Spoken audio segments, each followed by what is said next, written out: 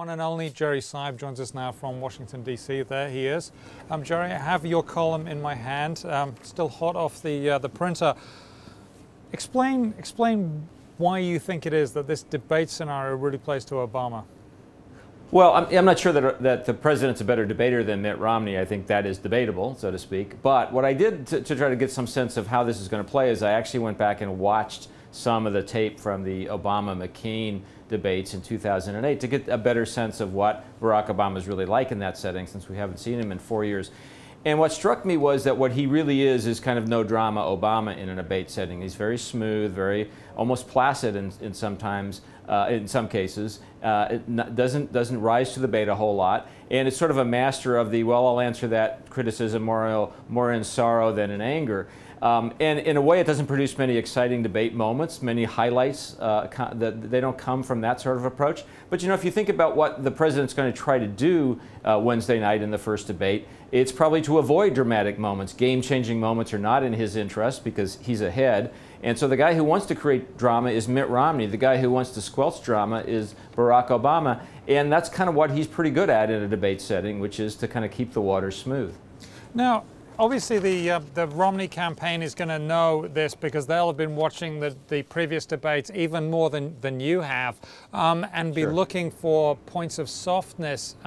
Do you think they're going to manage to rattle the president somehow? Well, I don't think you rattle him. I think what you would probably try to do if you were trying to create a moment would be to get under his skin. He does seem a little irritable sometimes. He can be a little condescending when he's challenged. So I don't think you're going to rattle him. I think he's probably too good on his feet for that. But you might get under his skin, and my guess is that's what you'll see Mitt Romney trying to do. You know, Mitt Romney himself has talked in the last week or so about how he's going to state his case and he's going to state it sharply. And from Mitt Romney, those are tough words. And I suspect what he really means by that is, I'm going to go after him a little bit. And of course, you'd expect that to happen. That's what you need to do if you're the challenger and if you're behind. And Mitt Romney is the challenger, and at this point, he's probably at least a little bit behind in the race. The question is, is he good at that? And I think he showed in at least a couple of Republican debates he can be pretty good at that. The second question is, will Barack Obama rise to the debate? And I'm not so sure that he will. And that's what I think is interesting about looking at the way he handled John McCain in 2008. So why is the Obama camp playing down expectations? Why are they saying that Mitt Romney is the master of this sort of forum? Well, everybody usually tries to play down expectations so that when your guy looks, halfway human, you can say, wow, that was better than you expected, wasn't it? And so playing down expectations is a fairly standard thing to do so that whatever the performance, it will look better than what people have been conditioned to expect. I think the Romney camp has a slightly different agenda here before the debates.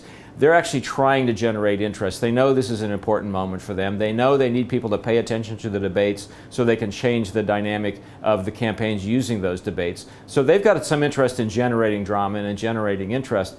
I think the Obama campaign would be just as happy if it was a boring result, and probably just as happy if people thought Obama was going to be a terrible debater so that they would be pleasantly surprised the morning after.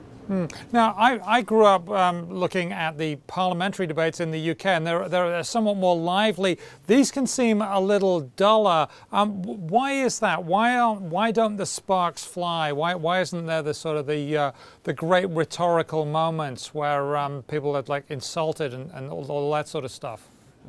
Yeah, well, partly I think that's because of the format of debates here. They've traditionally been kind of more question and answer. There's a moderator that asks questions rather, and there are candidates who answer them. It'll be interesting to see Wednesday night, Simon, whether a slightly different format this time, which is what the National Debate Commission has set up, will allow for more direct interaction between the two candidates. My sense is British parliamentary debates are so much more lively because people are taking each other on directly. There's no buffer, there's no moderator, nobody stands between the two people who are having the argument. In the American debate context, there's always been somebody standing in the middle as a buffer. Maybe in this new format where there's more time for the two candidates to speak directly to each other, we'll have a little less of that and then some more fireworks. That's one of the interesting questions about Wednesday night. Oh, it sounds very exciting. We'll be watching. Thank you very much, Jerry Seib.